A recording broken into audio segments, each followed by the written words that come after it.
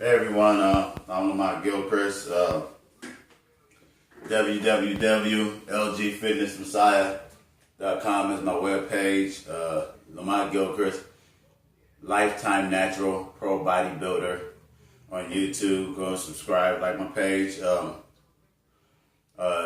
more subscribers I get, I will be giving out. I already have a lot of free content on it, as far as like training regimens, training styles, different exercises, how to perform it.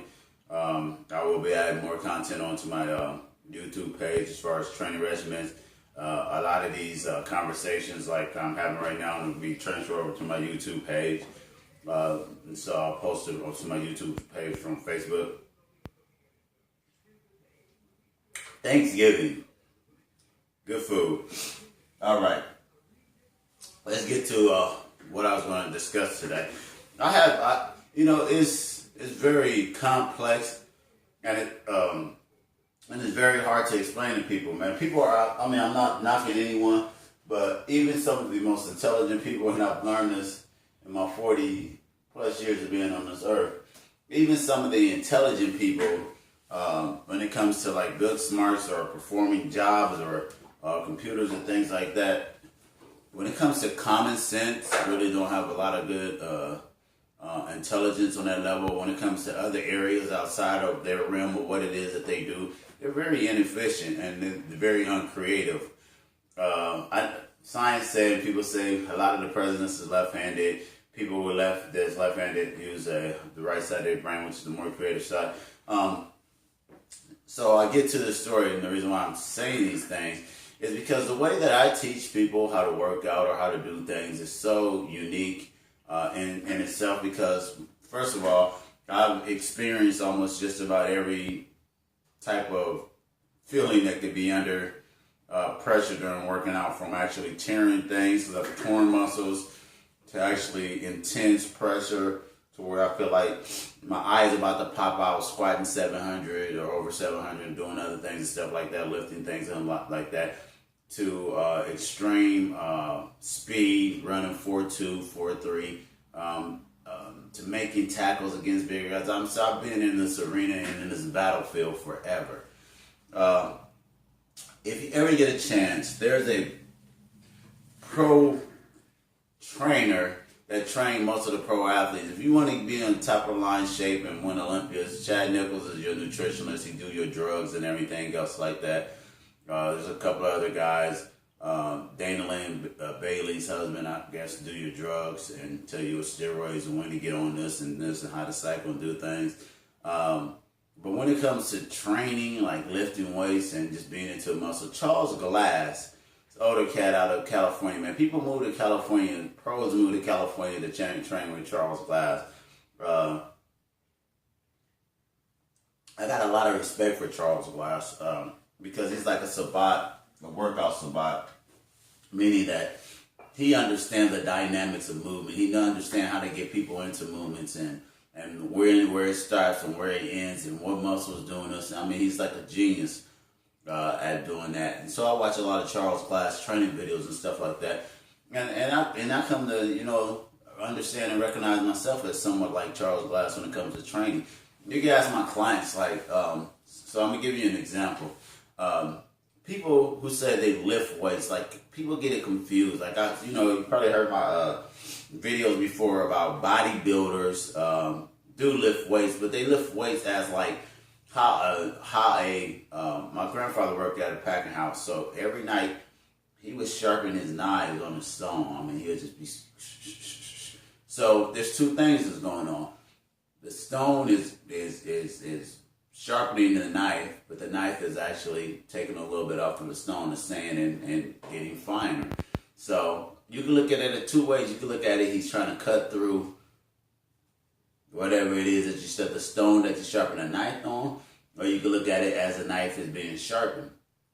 Same way with lifting weights. You can look at it a whole bunch of different ways. You can look at it as, making yourself stronger, being able to move more weight, or you can look at it as building or refining your body.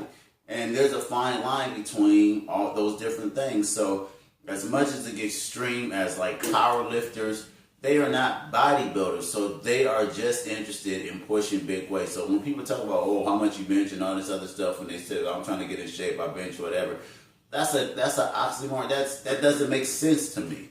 Okay, you just say you're trying to get in shape, but then you just say you bench this much and all this other stuff. So are you trying to bench heavy weight? Are you trying to lift heavy weight? Are you trying to get in shape? Because them are not the same thing. It's very important that people know how to separate and get a better understanding of what it is that you're doing. Bodybuilders do not train like performance athletes. Why? Because they don't have to.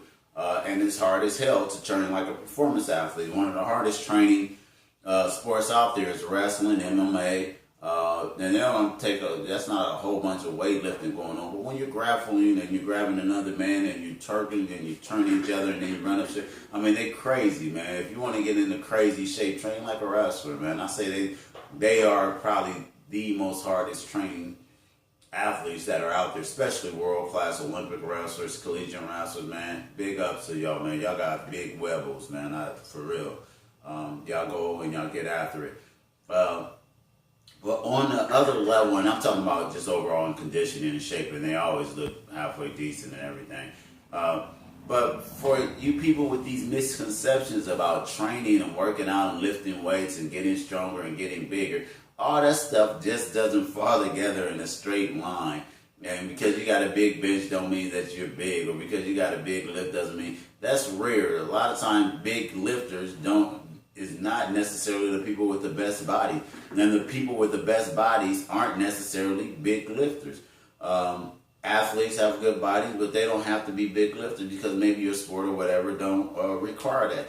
So when you understand how to get in shape and what requires and what are the requirements to get in shape and to produce the body that you're looking for whatever it is that you're trying to do, then you have a realistic understanding and you have a realistic goal that you can reach. Just like I just said, like sharpening a knife, man.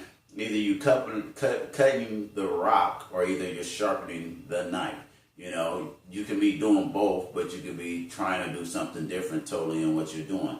Which brings me back to like I was talking about with Charles last time with myself.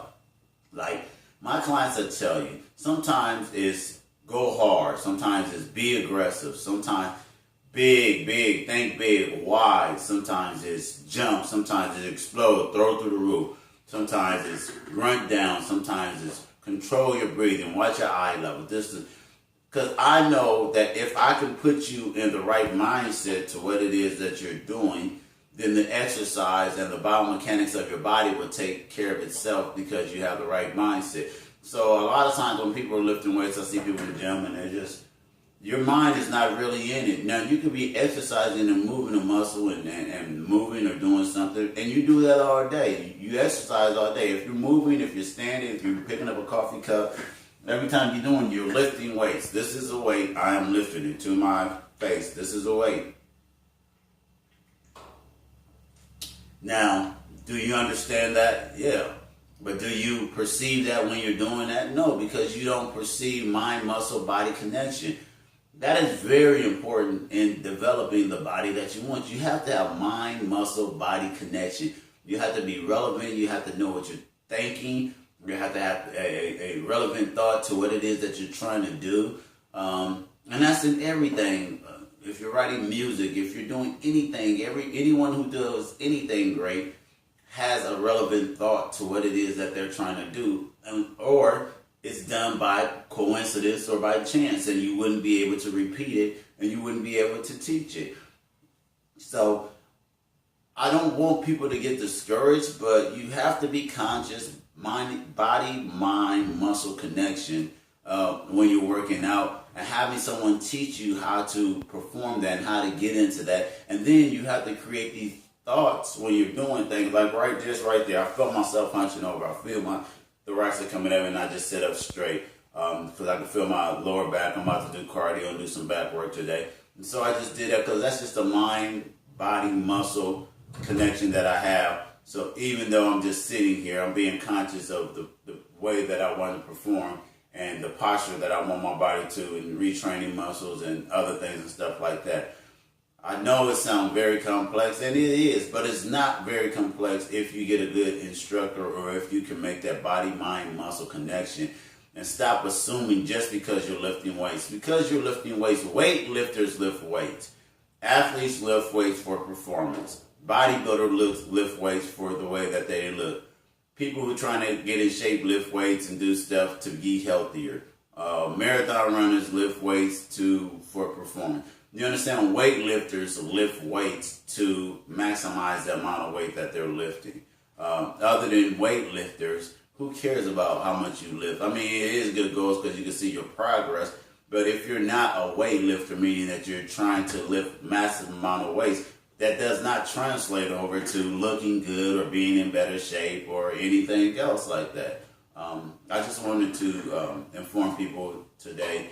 Make sure that you have a true understanding of what it is that you're doing. Understand the situations that you are placing yourself in, the surroundings, the thought process that you're having, and the way that you conduct yourself in these surroundings, and your strategic plan to reaching and getting to the goals that you set for yourself by using this equipment and any other equipment that you use.